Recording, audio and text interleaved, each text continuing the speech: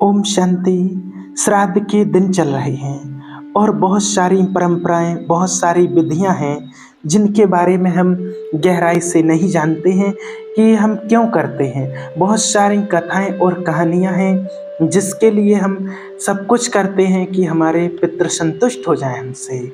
तो आइए आज हम इसके बारे में एक बहुत सुंदर कथा और इसकी विधि सुनते हैं, जानते हैं। और श्राद्ध के लिए एक बहुत सुंदर शास्त्रों में कथा है आत्मदेव और धुंधली की। तो उसके बारे में आज हम जानते हैं। तो ये बहुत सुंदर कथा है और इसके पीछे का रहस्य बहुत सुंदर है। कहा जाता है कि आत्मदेव नाम का एक ब्राह्मण था और वो ब्राह्मण, उनको कोई संतान नहीं थी। उनकी वाइफ जो धुंधली थी, उनका नाम जो था वो धुंधली। तो आत्मदेव को लगा कि भाई संतान तो होना चाहिए, नहीं तो हमारा श्राद्ध कौन करेगा। और ये सोच करके वो बहुत दुखी हो गया और दुखी हो करके और सोचने लगा कि इससे अच्छा है कि जीवन को त्याग कर देना चाहिए। तो वो अपने जीवन का त्याग करने के लिए नदी की तरफ जाने लगा। तो नदी से उसी समय एक महात्मा जी स्नान करके निकले और जब स्नान करके निकले तो नेचुरल है कि उन्होंने आत्मदेव को देखा कि कहाँ जा रहे हो। तो उन्होंने अपनी व्यथा बताई कि भाई मुझे तो कोई संतान नहीं है और उस कारण से मैं बहुत दुखी हूँ और मैं अपने जीवन का अंत करने जा रहा हूँ। अगर आपकी कोई कृपा हो और आप कुछ कर सकते हो हमारे लिए कि हमें संतान की प्राप्ति हो जाए तो ऐसा कुछ कीजिए। तो जब उसकी बातें सुनी महात्मा जी ने, तो उन्होंने अपनी तपस्या के बल से एक जो फल था उसमें अपनी तपस्या की शक्ति भर के और कहा कि ये फल अपनी पत्नी को खिला देना। तो आत्मदेव तो बड़ा प्रसन्न होकर के वो फल लेकर के गए और अपनी पत्नी धुंधली को दिया और कहा ये फल तुम खा लो।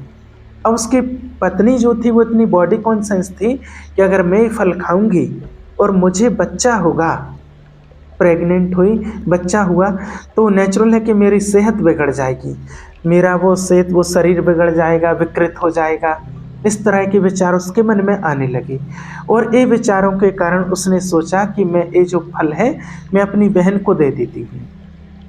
तो वो अपने बहन के पास जाती है और कहती तुम ये फल खा लेना। अब उसकी बहन ऑलरेडी उस समय प्रेग्नेंट थी और उन्होंने सोचा कि मैं प्रेग्नेंट तो हूँ ही और ये फल खाऊंगी ऊपर से तो ठीक नहीं रहेगा, लेकिन उन्होंने बताया नहीं कि मैं प्रेग्नेंट हूँ। तो उसने फल तो ले लिया, लेकिन उसने सोचा अब मैं क्या करूं इस फल का। तो उसने उस फल को, भाई धुंधली के पास में ही एक गाय थी और वो गाय को भी कोई संतान नहीं थी, तो उसने वो फल उस गाय को खिला दिया धुंधली की बहन ने। तो गाय को जैसे ही वो फल खिला दिया तो कहा जाता है कि फिर गाय को बच्चा हुआ और वो ह्यूमन बच्चा था, लेकिन उसका कान जो था वो गाय की तरह था, इसलिए उसका नाम पड़ा गोकर्ण। इधर धुंधली की बहन ने भी एक बच्चे को जन्म दिया और उसने धुंधली को आकर के कहा कि तुमने जो फल दिया था उसी का ही बेटा है, और उसने अपना बेटा उसको दे दिया क्योंकि उसको भी नहीं बेटा चाहिए था और धुंधली ने फल दिया था, इसलिए उसने कहा था जो इस फल से बच्चा हो वो मुझे दे देना, इसलिए वो बच्चा उसने उसको दे दिया। और वो बच्चा जो था, धुंधली के पास जो बच्चा आया और उसका नाम रखा धुंधली ने धुंधकारी। और धुंधकारी बड़ा उत्पात मचाने वाला था, जैसा नाम वैसा उसका काम। तो बड़ा उत्पात मचा करके चोरियां करना, बुरे काम करना, ये सब करने लगा। और इधर जो गोकर्ण पैदा हुआ था गाय को, वो महात्मा की तपस्या का फल था। तो कहा जाता है कि वो सत्संग करता था, आध्यात्मिक ज्ञान का प्रचार प्रसार यही सब करता था, उसी में जैसे उसका मन रमा रहता था। फिर कहा जाता है कि एक दिन ये धुंधकारी ने राजा के महल में चोरी की और चोरी करके जो सारा खजाना उसने लूटा था वो खजाना लेकर के 5 वेश्याओं के पास गया और उन 5 वेश्याओं को कहा कि मैं तुम्हें एक खजाना दूंगा, आप अभी मेरी इच्छाओं को पूर्ण करो। अब वेश्याओं ने सोचा कि तो राजकोष से, राजा के महल से चोरी करके आया है और राजा के महल से चोरी होगी तो जांच पड़ताल तो होगी, उस चोर के लिए कहाँ गया। और अगर वो राजा के सिपाही यहाँ तक पहुँच गए हमारे पास तो ये तो पकड़ा जाएगा और लेकिन हम भी फंस जाएंगे। तो ये पांचों वेश्याओं ने क्या किया, उसको मार डाला, उसको ख़त्म कर दिया धुंधकारी को। फिर जो उसके पास जो धन था, और कहते हैं कि वो उन्होंने ले लिया, और धुंधकारी जो प्रेत योनि में जाता है, कहते हैं जब प्रेत योनि में जाता है तो उसको बहुत तकलीफ होने लगी। तब वो गोकर्ण को याद करता है और उसके सपने में आकर के उसको कहता है कि गोकर्ण प्लीज़ तुम मेरा उद्धार करो, मुझे इस प्रेत योनि से निकालो। तो कहा जाता है कि गोकर्ण ने 7 दिन की कथा रखी और 7 दिन उन्होंने गीता का ज्ञान सुनाया। और वो गीता का ज्ञान जब धुंधकारी सुनता है तो फिर उसकी मुक्ति हो जाती है, स्वर्ग लोक से विमान आता है और उसको ले जाते हैं, प्रेत योनि से वो मुक्त हो जाता है। अब ये सारी कथा है। तो इस कथा का रहस्य है कि आत्मदेव यानी कि आत्मा जो शरीर के अंदर विराजमान है, वो आत्मा के अंदर बड़ी शुद्ध भावनाएं थी आगे बढ़ने की, जीवन को आगे बढ़ाने की। लेकिन जब उसको साथी मिला, आत्मा को साथी मिलता है शरीर, और ये शरीर है धुंधली माना जैसे धुंधलापन नहीं होता है, कन्फ्यूज़न। तो मनुष्य जीवन में जब कन्फ्यूज़न आ जाता है, आत्मा ने जैसे शरीर धारण किया और जैसे बॉडी कॉन्शियस बनता है, देवभान आता है, उस अहंकार के अंदर आता है, तो नेचुरल लाइफ में इतना कन्फ्यूज़न आता है। तो जब बहुत कन्फ्यूज़न है तो आत्मा बहुत तड़प रही है अंदर, तो सोचती है कि कैसे भी करके मैं इस बॉडी कॉन्शियस से मुक्त हो जाऊं। तो कहा जाता है, वो सोचती है कि चलो इससे तो अच्छा है इस जीवन को ख़त्म करो, तो बॉडी कॉन्शियस अपने आप ख़त्म हो जाएगा। तो फिर वो जाता है इस हिसाब से, तो उसको महात्मा मिलता है, और महात्मा जब मिलता है तो महात्मा कहता है कि मैं तुम्हें फल देता हूँ, और उसको फल दिया कि तुम ये फल अपनी वाइफ को देना और तुम्हें संतान उत्पत्ति होगी। और इसीलिए आत्मा प्रसन्न हो गई उस फल को प्राप्त करके कि चलो अब को मेरे जीवन के अंदर बहुत प्रसन्नता होगी, प्रभावशाली होगा। तो महात्मा जो होते हैं वो ज्ञान देने वाले, जहाँ से ज्ञान प्राप्त होता है, तो जैसे ही ज्ञान की प्राप्ति हुई, और ज्ञान की प्राप्ति हुई तो फल तो मिलेगा, और उसको फल मिलता है और वो धुंधली को आकर के फल देता है। तो उसको इतना बॉडी कॉन्शियस, तो उसने सोचा मेरा, जैसे धुंधली ने सोचा मेरी सुंदरता खत्म हो जाएगी, इसीलिए मैं कैसे फल खाऊं। तो मनुष्य को सबसे पहली जो जकड़न है वो है बॉडी कॉन्शियस। वो अपने हेल्थ कॉन्शियस को लेकर के हर बात में इतना जैसे कि कन्फ्यूज हो जाता। तो कथा के अंदर भी कितने अच्छे से बात जो बताई है कि जैसे माना ले तो लिया धुंधली ने फल, और उसने खाया नहीं, उसने अपनी बहन को दे दिया और उससे कह दिया बच्चा होगा वो मुझे दे देना, ताकि मेरा फिगर बिगड़े नहीं और मुझे बच्चा भी मिल जाए। तो अपनी बहन को दिया, तो बहन वो पहले से प्रेग्नेंट थी, इसलिए उसने वो गाय को खिला दिया, और गाय को बच्चा हुआ गोकर्ण। अब वो बच्चा हुआ इंसानों जैसा, लेकिन उसके कान खाली गाय के जैसे, इसलिए नाम दिया गोकर्ण, क्योंकि उस स्पिरिचुअल विजडम से पैदा हुआ था, जो नया बर्थ होता है ना, तो उससे जो जन्म हुआ उनका, तो उनको आध्यात्मिकता बहुत पसंद थी। दूसरी बात कहा जाता है कि गोकर्ण जो है ये शिव जी का नाम है। शिव का जो लिंग है कर्नाटक में एक डिस्ट्रिक्ट है, एक गोकर्ण का मंदिर है वहाँ पर, और गोकर्ण के मंदिर में एक शिवलिंग है, और उस शिवलिंग को ही गोकर्ण कहा गया है, यानी कि शिव का ही दूसरा नाम है गोकर्ण। अब यहाँ जो बच्चा पैदा हुआ धुंधकारी माना उत्पात मचाने वाला, और ऐसा बच्चा जो माना विकारों से जिसकी उत्पत्ति हुई हो, तो नेचुरल है विकारों से जिसकी उत्पत्ति हुई हो, वो तो आजकल के कैसे बच्चे हैं, कितना तूफान मचाते हैं, बुरे काम भी कर लेते हैं, बड़ों का आदर नहीं करते हैं, कोई प्रकार से रिस्पेक्ट नहीं, हर विधि से उनको हर चीज़ चाहिए। मैं आजकल के बच्चे जैसे कि कितना माना क्राइम्स भी करने लग गए हैं। तो ऐसे ही ये धुंधकारी है। अब ये धुंधकारी जो था उत्पात मचाने वाला, अब उसको कोई रोकने टोकने वाला कोई नहीं है, तो नेचुरल है कि वो राजा के महल में चोरी करता है, उसका क्राइम और बढ़ जाता है।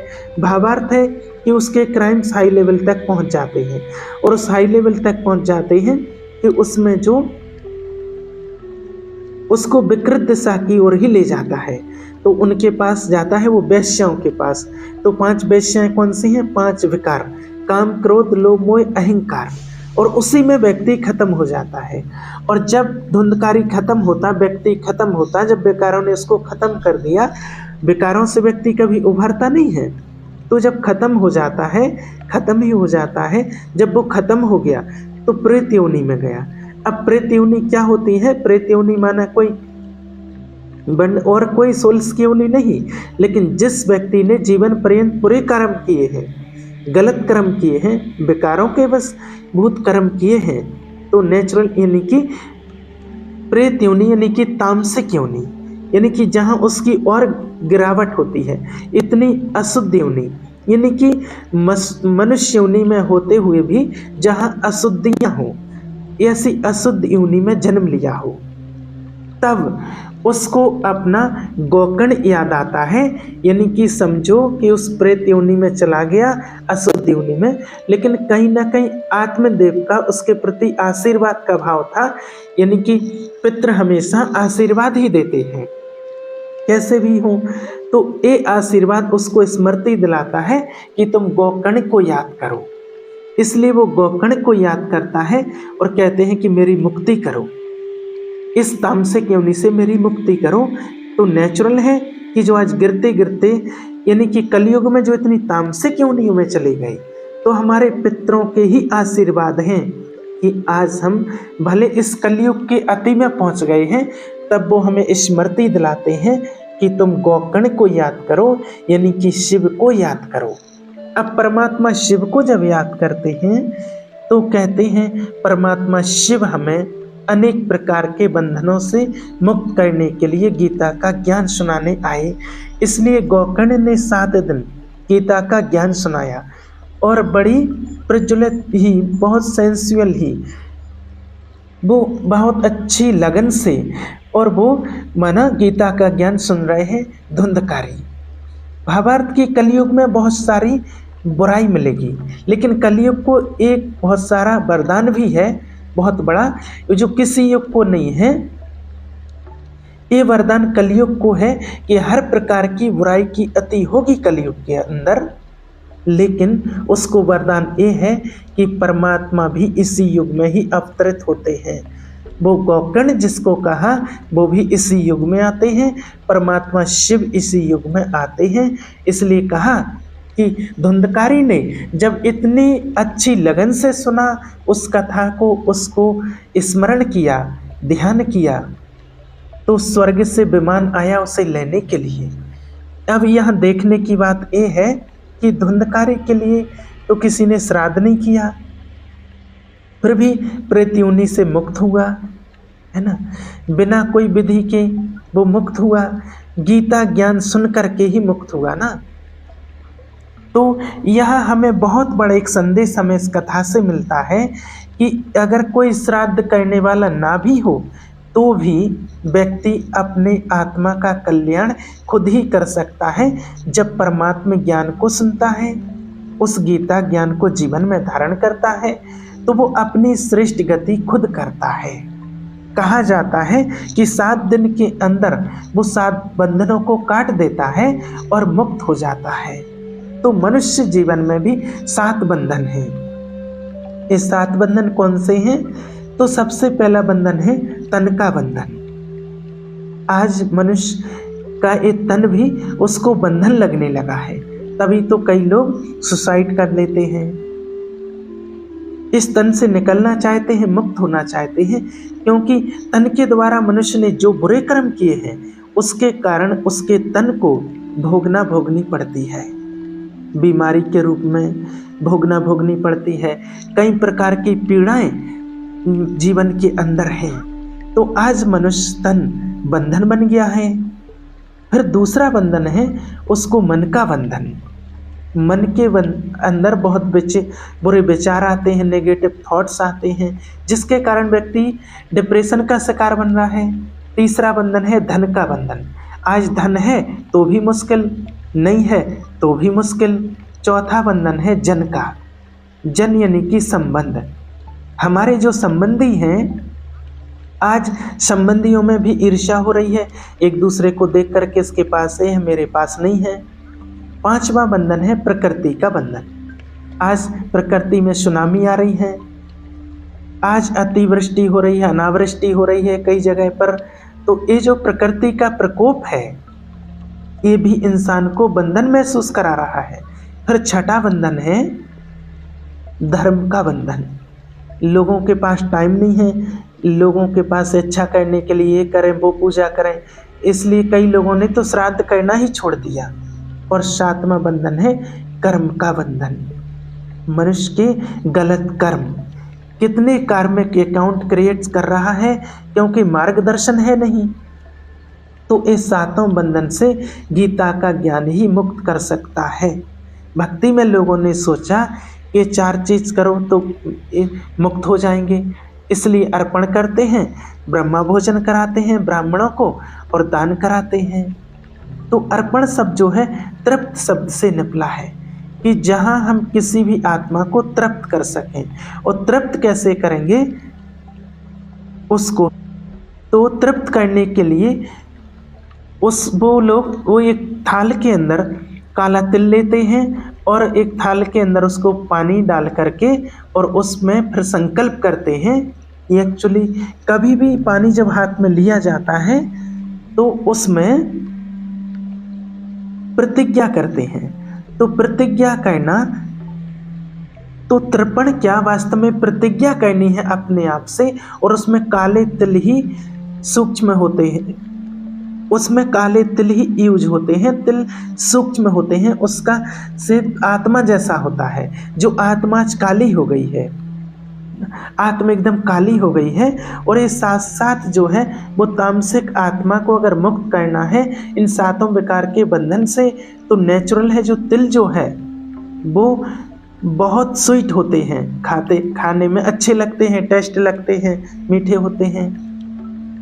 अपने रिलेशनशिप में, अपने संबंधों में मधुरता लाओ, तब आत्मा उस तामसिकता से सात्विकता में आ जाएगी, ट्रांसफॉर्मेशन हो जाएगी। तो उसके लिए मधुरता चाहिए। दूसरा कहा जाता है अर्पण।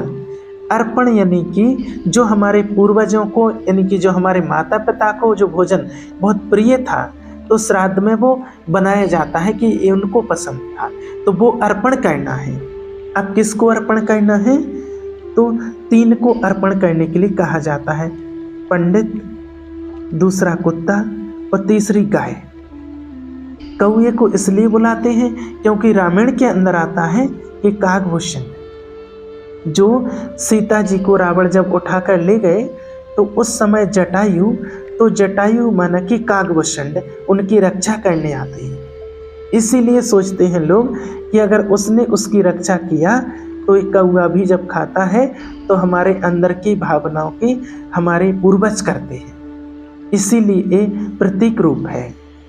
दूसरा जो कहा कुत्ता को खिलाते हैं, कुत्ता यानी वफादारी का प्रतीक है, इसीलिए दिखाते हैं कि पांडवों के साथ स्वर्ग में कुत्ता गया था, तो वो अंत तक हमें नहीं छोड़ता है, इतनी वफादारी उसकी होती है। और तीसरा गाय को खिलाते हैं, गाय यानी कि 33 कोट देवी देवता समाये हैं, यानी कि जो ऋण है, जो देव ऋण है, ये भी माना जाता है कि गाय को खिलाते हैं। तीसरा जो ब्रह्मा भोजन है, कि ब्राह्मणों को खिलाते हैं, तो ब्राह्मणों को खिलाने से उनका जैसे आशीर्वाद मिलता है, ये समझ करके वो ब्राह्मणों को फिर उनके बाद दान करते हैं। तो सोचते हैं कि जहाँ भी आत्माएं गई हैं तो नेचुरल है, जो खिलाया ब्राह्मणों को तृप्त किया तो वो पहुँचता है।